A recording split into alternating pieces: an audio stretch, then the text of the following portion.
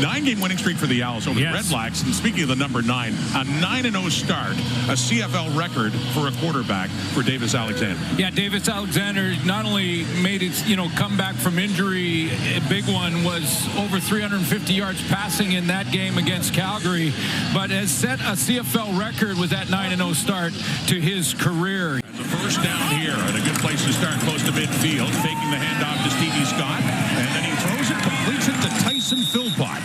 And Davis Alexander coming on now and starting near midfield, thanks to special teams. They already lead by a touchdown. It's an 8-0 score on this holiday Monday in Montreal.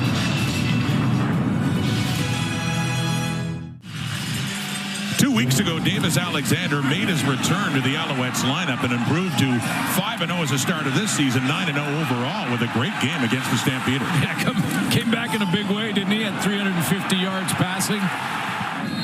And just a different team when he's at the helm. Really has been. And working quickly, completes that one too, close to first down yardage. And the first catch of the afternoon for Austin Mack. Looks like enough to move the sticks. I mean, he's an outstanding athlete. We've seen him move around and buy time in the pocket. He can also take off and run. Although probably a little more guarded in that with his injury situation this season. But great accuracy, timing on the delivery. Process speed is there. But I think it's the intangible that is the biggest difference for Davis Alexander. That it factor well on that block. Marc-Antoine Dequoy. Owls offense taking over. Alexander, and going head over heels there is David Dallaire. Early in games in Montreal. So it's a 5-yard pickup, a 2nd and 5. Alexander looking to quickly get rid of it. And finally does find Stevie Scott. Gets him underneath and sets him up near midfield. Davis Alexander on that hit screen to Tyson Philpott. And he breaks loose a bit. Perseverance on the practice roster last year, failing to make the Alouette squad. A toss underneath and hit. Thank you very much for your service to all our men and women in the armed forces. Brady Oliveira, who is still saving puppies. Yeah. And as mentioned, I mean, we talk about the run on that 2nd and 2 and throw. Inside the 5 and then reaching for the end zone. Touchdown, Austin Mack. He was down. He wasn't touched. Lunged it across for 6 more points for the Alouettes.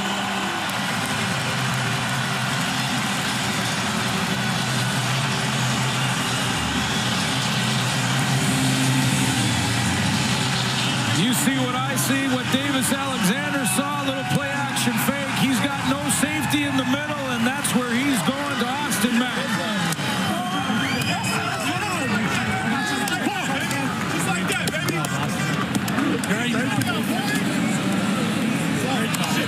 No touchdown by contact, and stretches across. Heads up play while he's down, Austin Mack, and that is for his first touchdown of the season. And what a time to get it to late in the first half, under 3 minutes to go. Maltos Diaz with the point after. And the Alouettes open up a 21-9 lead. Davis Alexander downfield finds his receiver Mack open, who lunges across for the touchdown.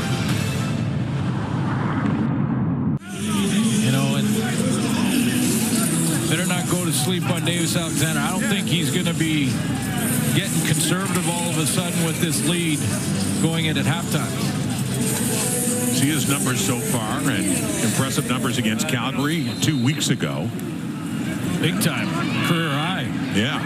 So, I mean, going 14-56 going in and 7 touchdowns, 3 picks. But, of course, this is only his 6th start of the season because of injuries. Throwing there, completing again, Tyson Philpott. And it is Lockridge, Cameron Lockridge on him right after the catch. 1:54 till halftime. Yeah, not handing the ball off on first down. We're gonna throw the wide side out. Step into this throw, tight spiral, on time to Philpott. Almost impossible to cover for Lockridge. He went over 700 yards receiving earlier in this game on his first reception. 2nd and 4. 39 and counting. Alexander. He finds a spot. And it's Austin Mack again. Last catch he had was for a touchdown, and he gets that one outside the 40 and a first down, Montreal. Yeah, and for Austin Mack now, this is a more confident catch. You know, and again, even if you're a star football player, and that's what Mack is for sure, if you've had one of those seasons where it's been up and down, on and off the injured list, confidence is a factor. From the Alouette 41 now. Under 1.5 to go. Alexander.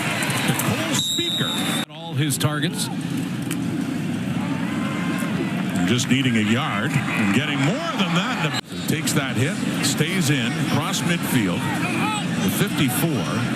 21-9 lead. We're under a minute to go till halftime. Throwing quickly to the right. Completes to Stevie Scott.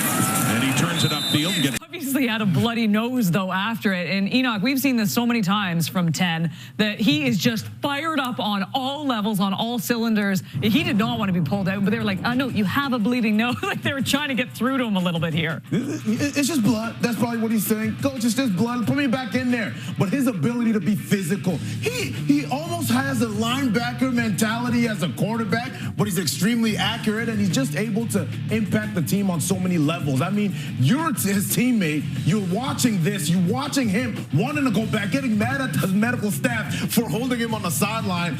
You can't stand there and say, man, you can't have a soft approach to the game. You want to go out there. You want to make plays for a guy like this. Yeah, and hats off to the medical staff and recognizing and the coaches getting them off the field so they can evaluate and go. And everyone talks about how everybody loves Davis Alexander in that building and want to play for him, and that's why they moved on from other people. It's because of plays like that. Agreed. When other players see you laying it on the line for your teammates every single play, that energizes everybody and say, I want to follow that individual. That's my alpha male leader. And that's what he does a great job. I give kudos to the medical staff, too. They're like, gee, we're totally great with your energy, but just let us take care of the blood, and then you can get back out there. It was Zachary Fillion, who was inserted back in the Ottawa lineup, and it was hit there, and it came back to the Alouettes get the football. In the first half, across midfield. Faking to him, throwing quickly, and it is caught, and it's inside the 45. It's Austin Mack who had a touchdown in the first half and a 47-yarder. So Davis Alexander is back in the starting lineup for the second half. Wondered if the spotters, I'm sure they looked at him and assessed him at halftime after taking that big hit in short yardage. From DeAndre Lamont, his helmet came off, and he had a bloody nose or mouth. Wasn't happy at all about being removed. 2nd and 2, and throwing here. It is caught, another first down. And it was back to Mack again. And no receiver close enough. So keeping it underneath on a 2nd and 29. They lost 19. 2nd and 9. Over the middle. Deeper shot to Cole Speaker. His biggest catch of the afternoon. Takes the hit from Lamont. But as a first down to get the Alouettes all the way up closer to midfield around their 50 at 28 yards. Lamont's playing down the hash mark, and Speaker's coming from the backside. And as Davis Alexander watches Lamont's drop and sees that he's on a half-field type of drop, then the middle's got to be open. Very similar to the Austin Mack touchdown throw.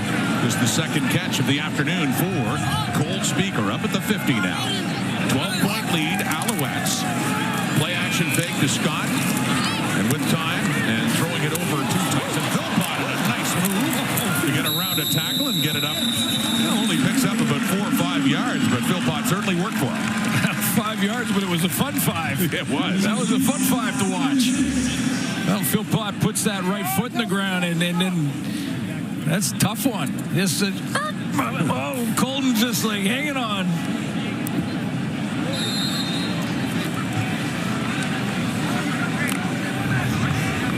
Yeah, gets 4, 2nd and 6 for Tyson Philpott in his 4th year at the University of Calgary. Grey Cup champion in 23. That winning catch. Here's Alexander. Back pass. Still being chased. Gets rid of it. And it is caught too by Tyler Snead. And that is enough for a first down to the 45. Gain of 11 for Snead.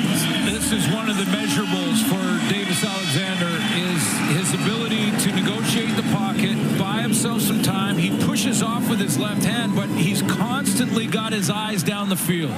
And all he needs is that one little flash of his white jersey, of his teammate in one of those zones, buys himself some time, hops back and forth, and finds Snead.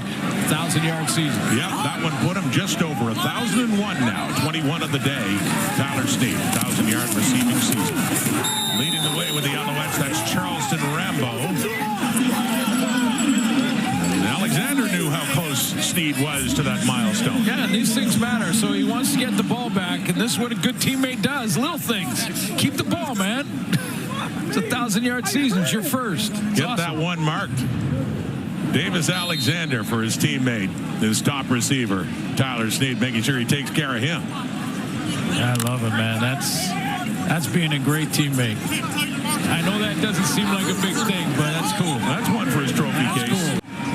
Get you thrown out, and it'll hit you in the pocketbook, too. So they move much deeper. It is Tyler Snead, over 1,000 on the season, and picking up more yardage there.